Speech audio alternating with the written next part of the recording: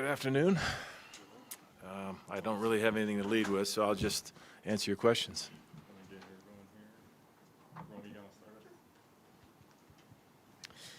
Hi, Coach. Romy Bean, CBS Colorado. What's it like game planning when you've got 3 different quarterbacks, 2 drives each, and so on down the line? Yeah, no, it was an interesting week. As you can imagine, when you lose a game like we did last week, right, you cross a lot of emotional bridges, right? We have a bunch of young players. I said this prior to last week's game. We only had really one returning starter on offense out there playing. We had some role players, but Jordan Seaton was the only guy. So we got a lot of young and a lot of new players in there, and that's the reality of college football, as we know. And so I'm looking at this. We're crossing some bridges to find out who our best guys are still. In the NFL, we had the 3 preseason games, right? This would be preseason game 2. But along the way here, you're battling for victories, right? I talk often about life's journey and then this 2025 journey. We've got 12 stops 1 week at a time, and this was stop number 2. And we learned a lot about a lot of players. Love Ryan Staub. Last year when we were in the midst of all the recruiting and you all cover it, Staub and I have become very close, and I appreciate him because of the way he plays the position. Quarterbacks are very cerebral. He found out just a day ago that he was going to get in the game, so he came into me and told me, I like this, and this, and call this here, bump up.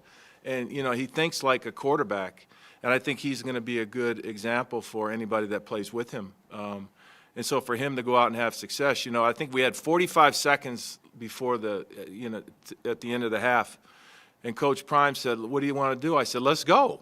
Right? And he said, well, Staub's in. I said, well, let's go. So I called his first play to get a completion, and they batted it down. But in a 2-minute drill, you only need to make one play to get yourself going, and he hit the long seam ball. And then called switch all go to get it in the end zone. He threw the check down, and we scored. And, that comes with a lot of reps. That comes with a lot of savvy, and he handled it great. And then he popped a couple other long ones that, got us one in the end zone and one down the field. So, and it's easy. Like, it didn't surprise me not one bit that the guys in there playing were rooting for him because he has that spirit. Brian, go ahead. Hey, Coach. Brian Howell, Boulder Daily Camera. I want to ask you about Caden. And, last week both he and Coach Prime mentioned some nerves a little bit. His first game as a Buff. But coming out today, 6 for 6, that opening drive leads you down to a touchdown. Yeah. I know the fourth quarter situation is kind of different, but how did you feel about Caden today? Yeah, I thought that was huge. I think, and I'm happy. Last year we were always talking about slow starts. This year we didn't win the first game, but we've started fast, and Caden did a good job on that drive. Right, he made some good plays today, and I give those guys credit.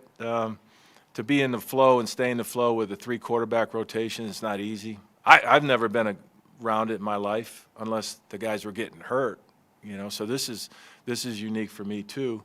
But I got a decent idea what plays they're good at, and what they're going to rock and roll with, and so just try to give them what they're good at, and we lean on the run a little bit.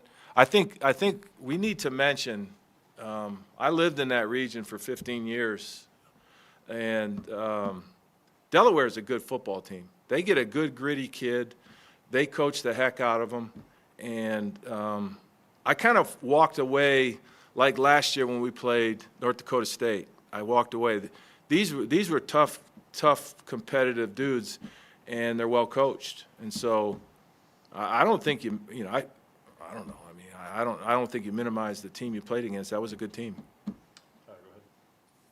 Coach, even as throughout fall camp, everyone was talking about the battle between Caden and Juju. You were always one to mention Ryan. I'm sure it wasn't even something you had to mention to him. Just kind of getting to know him the last couple of years, that he was always going to be a part of the equation at some point this season. Is that kind of how you approach it? Not even really needing to say much to him to keep him motivated and ready for his opportunity whenever it came. Absolutely, and I love Ryan. I love Juju. I love Caden. I love Dom. I love them all, and the way I'm looking at this, because I can't put my finger on the recruiting. I really can't. I do everything in my power to help get players here, but I have no idea who's going to be in that room. And so I just coach them all like they're my son. And when you put them on the field, you're rooting for them to have success. So with what happened with Staub today, I'm really excited. Nikki, go ahead. Hi, Coach. Nikki Edwards, Yahoo Sports. Back-to-back games with over 100 yards rushing. How pleased have you been with the balance of your offense, and how do you feel like it's going to progress? Yeah, I think it was good. I feel like we left some yards out there today, both run and pass. Got a little sloppy at times, but again, 31 points. Yeah, I think everybody got to keep track. We got to score points. And, I mean, we can run it across, throw it across, send a text, DM. We can do whatever we got to do. We got to get the ball across the goal line. And I think being able to run the ball helps us be more balanced, certainly. Those guys that are blocking for the run are doing a good job in pass protection, and so it's all coordinated. But we're getting ready for week 3 against Houston here on a Friday night, and we got a lot of stuff to clean up. I think that would be fair to say, and it's really not cliche. I think that's just kind of where we're at. Got a lot of young players. Juju was in there with a lot of rookies or freshmen, so to speak. And we believe in playing freshmen. And as we go along here, we're fighting our butt off to get victories, but we're also trying to develop the players. And we are hard on them in practice, right? We get after them. You have to practice football, and these young people have to practice football. And they don't always like the response they get from a practice, but when the ones that grind through it are going to develop, and that's what these young people need to do. Last one from Pat Ryland. Go ahead. Ryan Scholes from Ralphie Report. You kind of touched on this in your last answer, but you guys have been running the ball a lot more and seeing a lot more success on the ground. What are you seeing out of the guys like Simeon and DeKalon and Micah so far in these last 2 games? Yeah, no, I think they've done a good job. I think it's fair to say we've really upgraded the offensive line room from a year ago.